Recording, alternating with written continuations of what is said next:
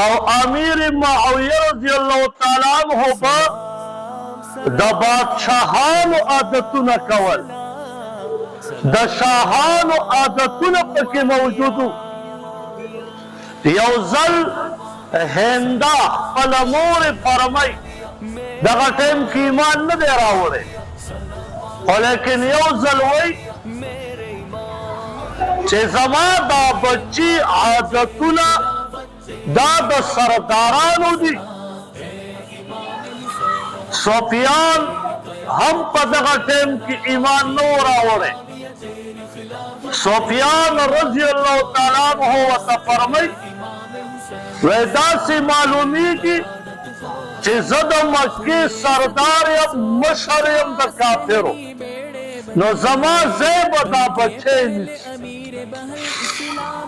هنده ورته وایي چې ای خاونده، زما بچی د یو قبیلې سردار نه ښکاري، بلکې دا د عربو سردار پکار دی. د ده عادتونه د عربو د بادشاهانو غوندې دي. او حدیث شریف کې راځي، مفهوم مبارک یې داسې دی، وایي نبي علیه السلام یو ځل دا ولیده په وړوکوالي کې چې را روان. نبی علیه السلام چې ورته وکتل ویې فرمایل چې د ده عادتونه په دې وړوکوالۍ کې دا د بادشاهانو غوندې دي. د ده په ماشومتوب کې زندګي د ماشومانو غوندې نه وه.